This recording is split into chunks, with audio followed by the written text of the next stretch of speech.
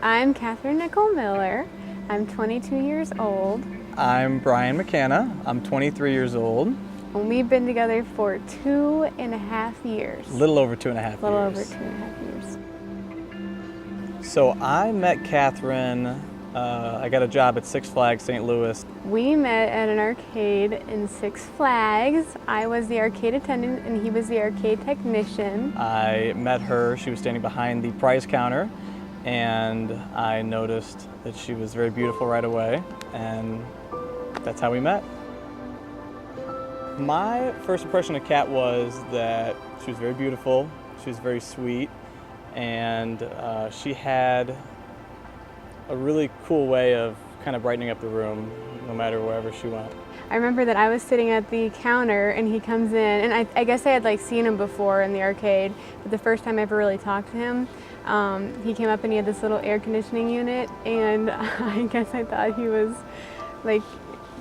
cute and funny, and actually he was super nice and easy to talk to, which was really nice.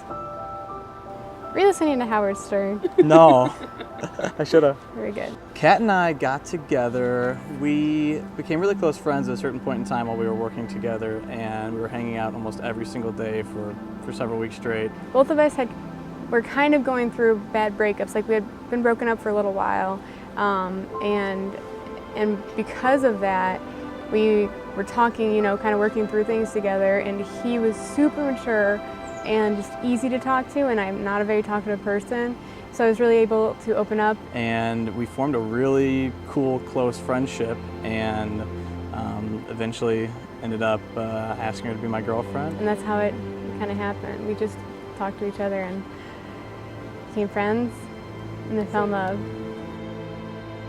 Brian did. I said I love you first. I don't exactly remember how I said it. I know that I said it, I believe it was at the gym or something like that. And the one thing I do remember is she ended up meeting my parents that same night. We were at the gym, and both of us would go there and we would do yoga and stuff together, which, by the way, the fact that he's a guy and he did yoga with me was a big plus for me. But anyway, we had just finished doing yoga at the gym, and he looked over and just said, "I love you." One of the main reasons I love Kat is because she's such a sweet and kind and, of course, beautiful person. She has kind of an aura about her that people just want to be around her, and I love being around her, and she makes me happy, and she's very devoted. She's a very good girlfriend and now fiance, soon to be wife, and I love her beautiful blue eyes, and I love the way she talks with me, and we get to talk about everything and anything, no matter what, and I just love her. Mostly, as I've said kind of earlier, he was a very mature person. I feel like a lot of people his age and our age are not that mature, and so that was extremely attractive to me. And because of that maturity, he wanted a relationship, and he wanted a long-term relationship. He didn't want to just play around or whatever. And he is a very motivated person, and so I've always wanted to be successful, and this is another reason that we're perfect for each other. But he wants to be his own boss and do his own thing and work hard and make something of himself.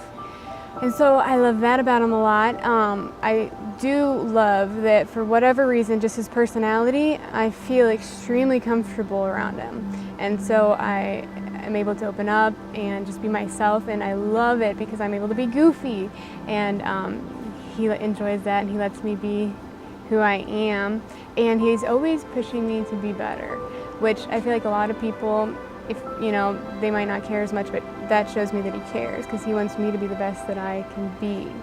And he's cute and handsome. So the question that I just asked you both is, why do you love each other? So if you guys want to share what you guys have. I said I loved you because you're very sweet and kind, and you're fun to be around, and I enjoy how we get to talk so candidly with each other and have fun, and you're beautiful. Aw. Well, I said I love being with you because you're a mature person, and a lot of people like our age aren't that mature, and that you're a very hardworking, entrepreneurial person who wants to be successful like me, as far as money-wise and stuff. And then I said that you're handsome and cute. Oh.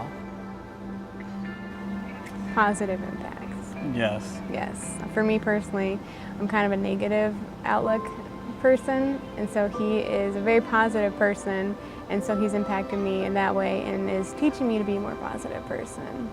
And I would say for Kat, she is very, she's very conscious about a lot of things that I've never been conscious about. Just a couple of really cool things I like is recycling, and now every time that I pass a turtle in the middle of the road, I have to save it because she is a bleeding heart for stuff like that, and I love that. And she also kind of grounds me and kind of brings me back to earth when maybe I'm getting too big of a head. Our first kiss was at her parents' house, and I don't remember exactly when it happened, but we were watching a movie, and then we started listening to music together, and I just leaned in for a kiss, and she went for it, thankfully.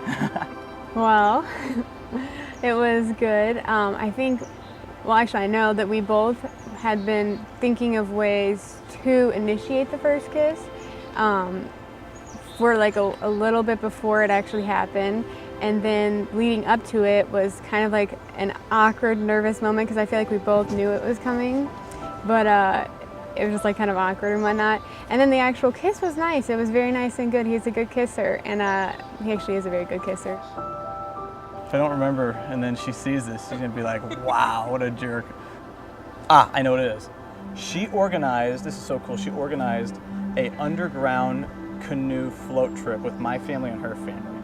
That's what she did, and it was so cool, and it was so much fun. For my last birthday, we weren't gonna do anything, and then he surprised me by having my family come up to Rock and Brew, and so that in itself was a gift. And then he surprised me with nail polish and some other little goodies, a bath bomb with a little owl in it.